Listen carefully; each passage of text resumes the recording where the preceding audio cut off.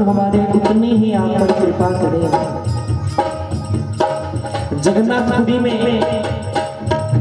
एक संत बड़ी कृपा, दिन रात इतना भक्ति की जगन्नाथ जी की कि ठाकुर जी प्रसन्न होकर शाम के समय में उन संत से मिलने आते थे। माधव दास जी उन संतों का नाम था। कन्हैया नित्य प्रति माधव दास जी के साथ खेलते बातें करते। जब उनकी आयु वृद्ध अवस्था की ओर जाने लगी तो एक दिन कन्हैया ने कहा, माधव जी आज मन थोड़ा परेशान है।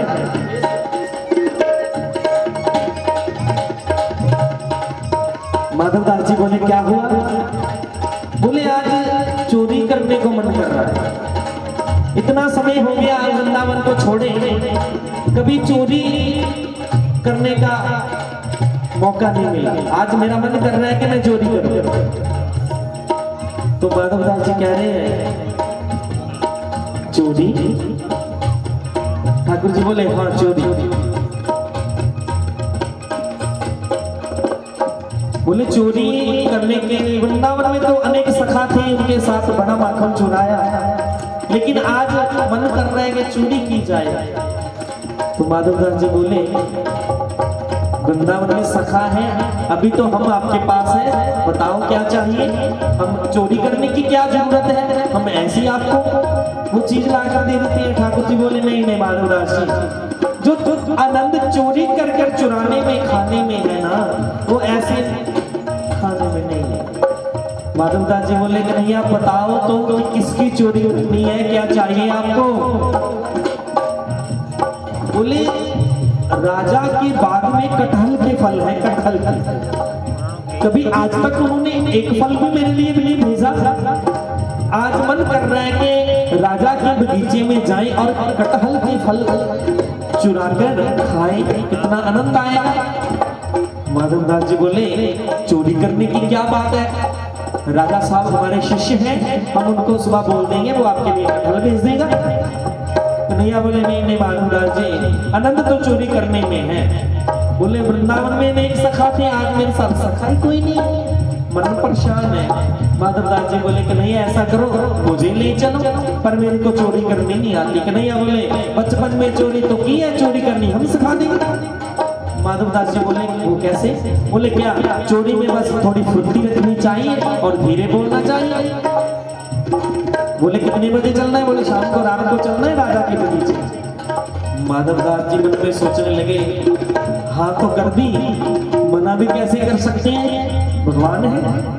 चलो वृद्ध अवस्था है, बुढ़ापे में पता नहीं कौन सा लगवाएगा कि नहीं आएगा। चलो शाम को समय निश्चित होया इतने बजे राजा के बाग में चोरी करने जाना है। समय आया, कन्हैया साथ गए। बोले देखो माधव दास जी समझा दिया। कटहल के बगीचे में कन्हैया माधव दास जी को ले आए। बोले माधव दास जी इस पेड़ पर चढ़ जाओ। आहिस्ते से चढ़ना, बेचारे बुढ़ापे में पता नहीं जैसे तैसे चढ़ गए पेड़ पर। वो चढ़ गए, कन्हैया नीचे से बोले गिराओ गिराओ कटहल गिराओ। तो माधव दास जी बेचारे बड़े बड़े भोले संत थे, ऊंची आवाज में बोले कन्हैया ये वाला कटहल गिराए और ये वाला। जब ऊंची आवाज माली को पता चली, सुनाई दी, वो तो डंडा लेके भागा। बोले मैं बताता हूँ कौन सा कटहल है। कन्हैया ने कहा माधव दास जी जल्दी आ जाओ, वो जा चुका है। जैसे तैसे कन्हैया छुप गए और माधव दास जी को भी छुपा लिया। जब माली ने देखा आज कोई नहीं है, फिर वापस जाकर अपने कमरे में सो गया। कन्हैया बोले मैंने आपको बोला था ना धीरे बोलना है। ठीक है धीरे बोलूंगा। तो फिर थोड़ी देर में कन्हैया कहते चल अब मत बोलना। कन्हैया ले गए तो माधव दास जी को बोले माधव दास जी चढ़ जाओ पेड़ पर। वो तो बेचारे फिर संत बोले कन्हैया इस पेड़ पे चढ़ेंगे, इस पेड़ पे। कन्हैया बोले लो।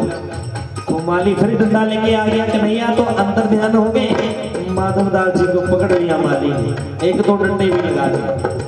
बोले मैं बताता हूँ कौन से पेड़ पर चढ़ो। पकड़ के बांध दिया रस्सी से। बोले सुबह राजा के पास लेके जाऊंगा, फिर आपको बताएंगे। सुबह हुई, बोले चलो राजा के पास। माधव दास जी को हाथ बंधे राजा जी के पास लेकर गए। राजा सुबह सुबह पालकी में बैठकर आ रहे थे।